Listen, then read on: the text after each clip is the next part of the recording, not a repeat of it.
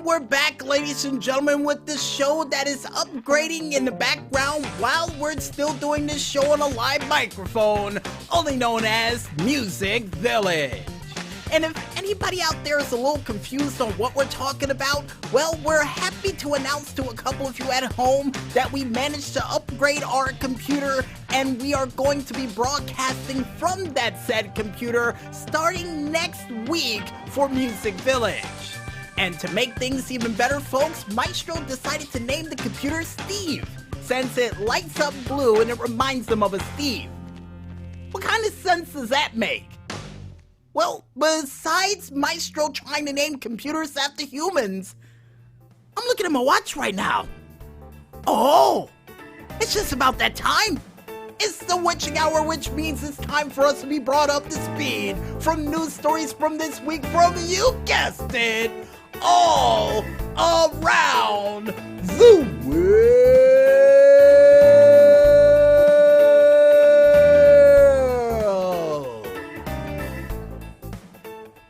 And in our first news story, for you Sergeant Slaughter / G.I. Joe / Optimus Prime fans out there who always wanted to see some form of Transformer G.I. Joe crossover, I have some good news for you, because it's been announced as of this week that Simon Smith would come up with a custom G.I. Joe Sergeant Slaughter crossover device with a green Optimus Prime and a brown trailer with the G.I. Joe logo on the back. And the best part about it is, on the case, it would say Tag Team Terminators. It would even say something from Sergeant Slaughter himself. Listen up, maggots. You're going to work till you wish you were dead, and then keep going, because if you're afraid you didn't, I won't let you die. And that's the best way to describe how cool this toy is. And I, for one, wish they had a camouflage trailer instead of the brown one, but at the same time, it's pretty cool. And the pictures that they have featured for it, including Sergeant Slaughter with that cool arm over the shoulder or cross-arm look with his giant oversized hat on, is always a plus for me. And for those out there who wants to check out this Sergeant Slaughter / Optimus Prime G.I. Joe crossover for yourselves, you can head on over to the website only known as tformers.com to check it out for yourselves. And in other news, or more or less music news, for you fans out there of the Barcelona Opera House, this week they would reopen back up and would decide to have a concert for well over 2,292 houseplants. No, folks, not people, houseplants. And would perform the classic song from Panucci himself, Chrysantheme, which translates to chrysanthemums. Yes, that's right, folks. They would perform a song for chrysanthemums or chrysanthemums for houseplants. And the funniest, or should I say the best thing after they were done with the song, they would get a actual fan to blow the leaves on the plants to make them have some form of a round of applause. Just not that bad. And after the concert was over, each of those plants were delivered and donated to a frontline worker at the hospital clinic of Barcelona. And in my opinion, I think this was a pretty cool concert. And I can't wait until they do another plant-based concert in the near future for these plants. Because I got a feeling it's only a matter of time before we see a concert with Robert Plant performing in front of plants. And hopefully it's the song Big Love, because I got a feeling that'll make the plants grow just a little bit faster, of how cool that song is too. And if you guys want to go ahead and check out this cool concert featured for plants and buy a song with plants, you can head on over to the YouTube page of one man only known as Liceu Opera Barcelona to check it out for yourselves. Or just head on over to the website known as consequencesofsound.net to check it out over there as well. Yeah, we're giving you options this week.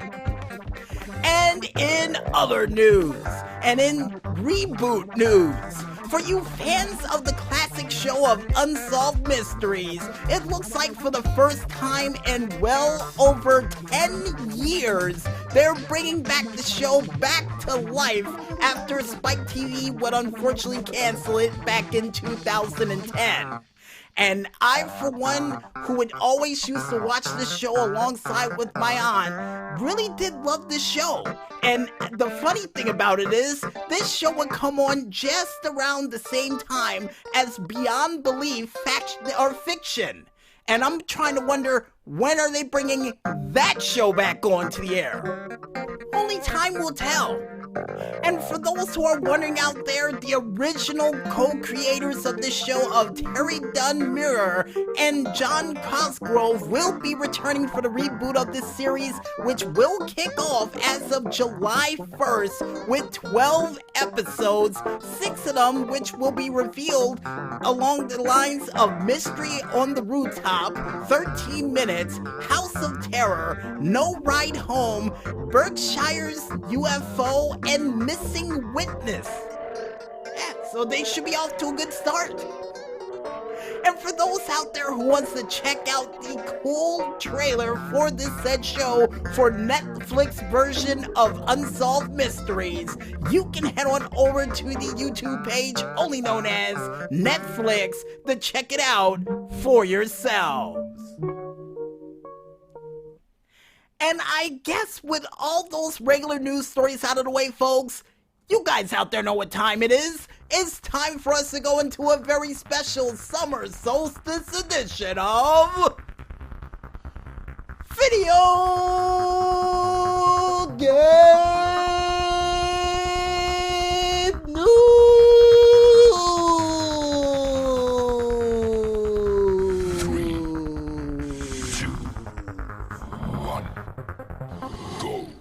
In our first video game news story, and in sad news for you Tales of fans out there looking to play the next series of the Tales game for this year, because it's been announced that the game known as Tales of Arise has been delayed right out of this year. And according to what they said, it was delayed due to not only its ambitious nature, but also to create the best experience possible. And they would go on further by saying the following. The goal for Tales of Arise is to provide a familiar but innovative gameplay experience to the fans of the series, while pushing the technical envelope to deliver a high level of graphical quality to impress both longtime players and those who have never played a Tales of game. And I, for one, not really one for graphic games. As long as it's a fun Tales game, it's right up my alley. And as a matter of fact, I'm pretty sure by the end of this week, we should be able to beat the last Tales game they released, which was Tales of Berseria. And I can't wait to see what's going to happen in this new Tales game. But with the fact that it's being delayed, I might have to wait a little bit longer, but hey, at the same time, give the game some time. They might be working out a couple of bugs and may add a couple of extra cool things at the end of it all. And not to mention, one of the Tales characters uses a gun in this, and that'll be very interesting to see how they incorporate that into the world of Tales. And oh, as another side note, this Tales game is actually brand new from all of the previous Tales games that came before it, so it's in a league of its own. So the fact that they're taking their time to release it, I don't mind. Really, I don't. And if you guys want to go ahead and check out any other further news for this game, including a release date that has not been provided just yet, you can head on over to the Game Informer page, only known as GameInformer.com, or head on over to the Twitter page of Bandai Namco to check it out for yourselves.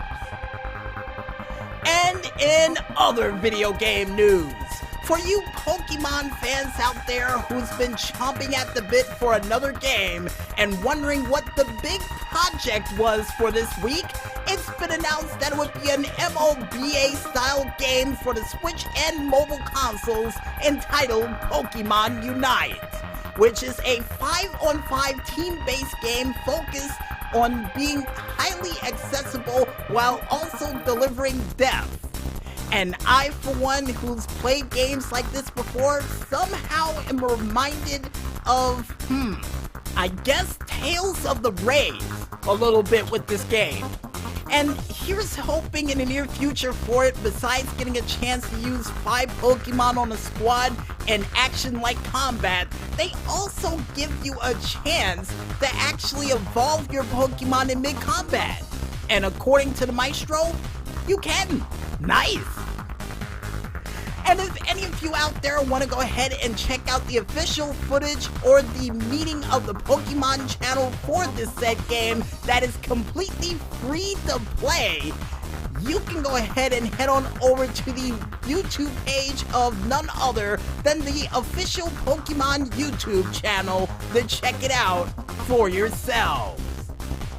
And in other video game news, or more or less Grand Theft Auto Online news, for you fans out there of the Hunting Pack Remix, I have some good news for you. Because for this week for Grand Theft Auto Online, they've decided to triple the reward amount for the Hunting Pack Remix, and to make things even sweeter, 50% off of all nightclubs, biker clubhouses, biker businesses, and even 50% off on the festival bus. Yes, that giant bus that looks like a Technicolor Dreamcoat, you can get 50% off on, but you can also get 40% off on the Tesseract, the Tyrant, the car from Knight Rider known as the Ruiner 2000, the Nightshade, and the B11 Strike Force.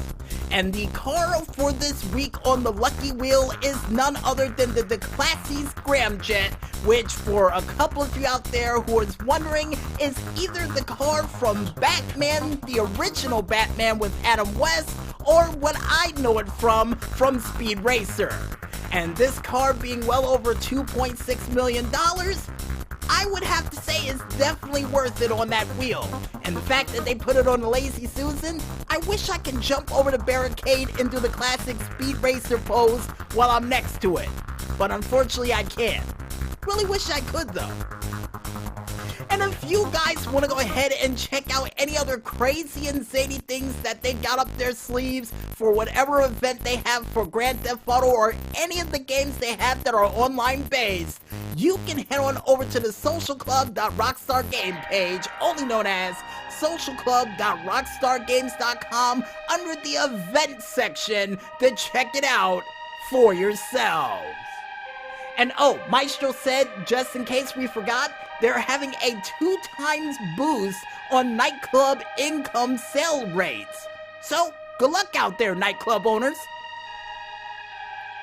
And with that said, folks, for this week, you've all officially been brought up to speed. And I guess with that said, we might as well head back into this music one more time. And when we return, we'll be back with the final segment for Music Village for this week, right after this. So don't wear your horns out in traffic just yet, folks, and stay tuned.